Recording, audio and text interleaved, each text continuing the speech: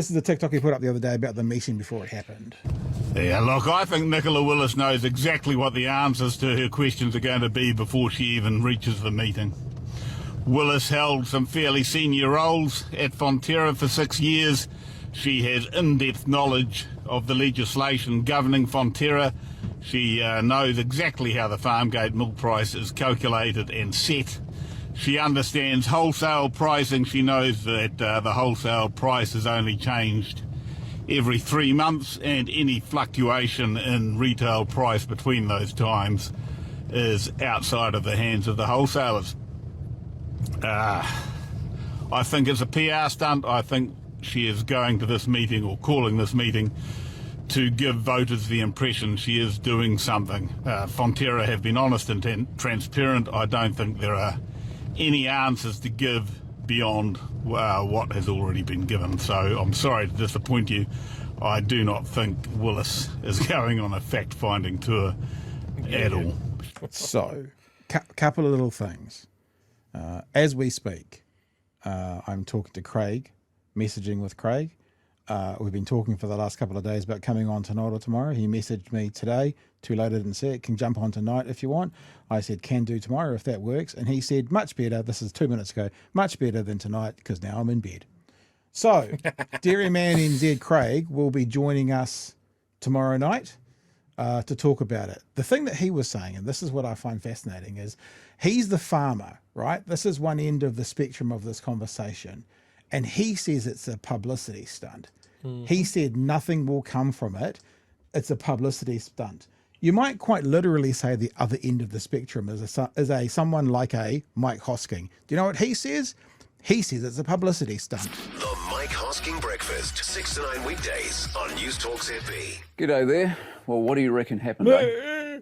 You know, the big butter meeting.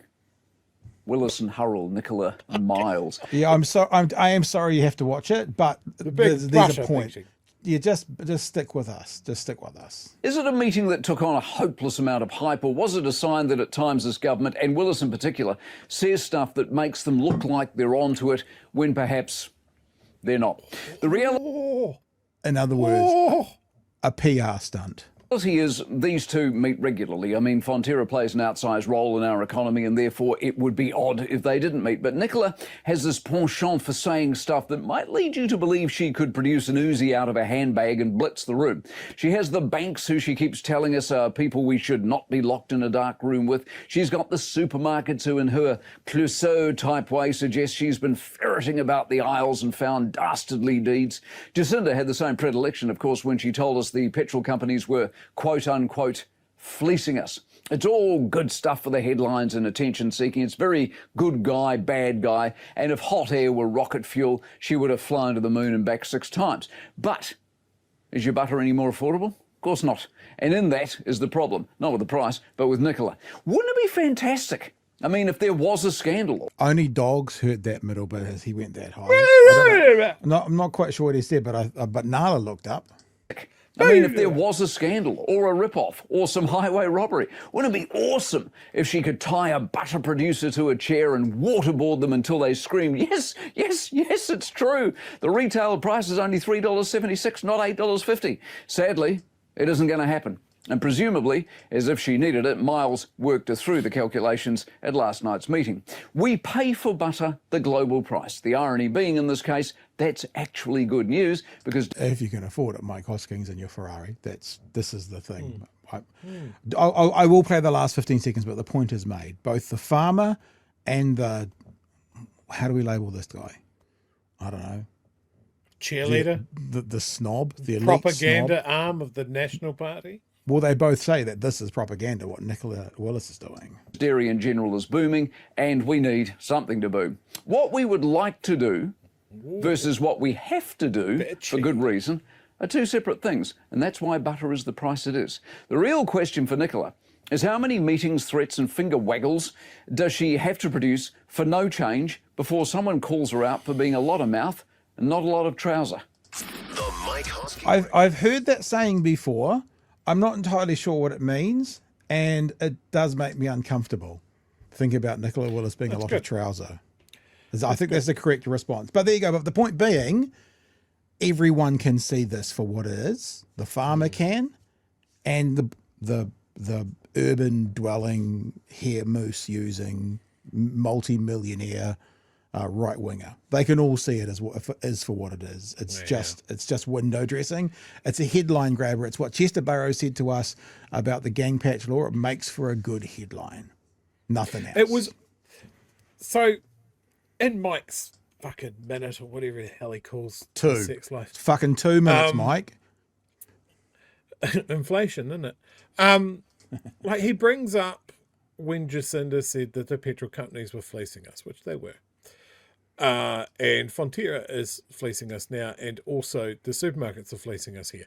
The problem with that through line that he's drawing there is Jacinda's government did something about it.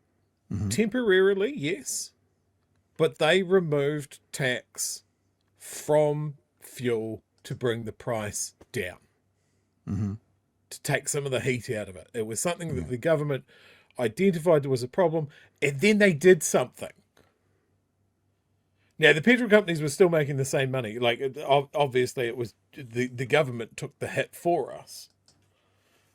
But here we have a government that says they're doing something. It's incredibly performative. It has produced exactly what every pundit said straight away. What's she going to do? Walk in, go, how does butter pricing work? And they go, you know, Nicola, because you worked here. And she goes, oh, that's right. I'll go tell them we can't do anything.